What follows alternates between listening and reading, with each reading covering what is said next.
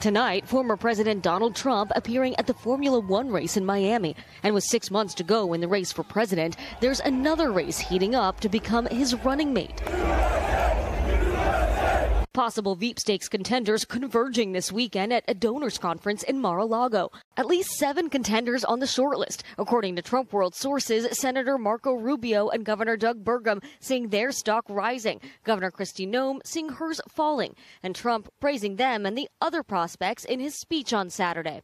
Will you accept the election results of 2024?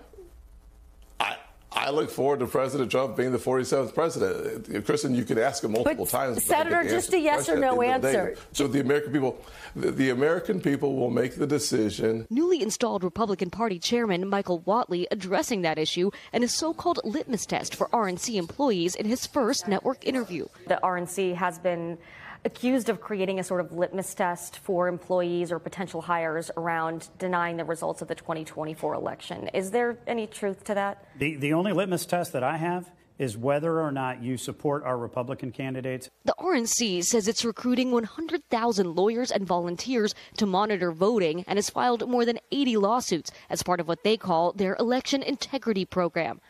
What do you say to critics who argue that these lawsuits are just sort of paving the way for former President Trump to claim the election was stolen in 2024 if President Biden wins? They're absolutely not. Look, we're trying to do through these lawsuits is get states to implement common sense election integrity programs that has nothing to do with voter suppression.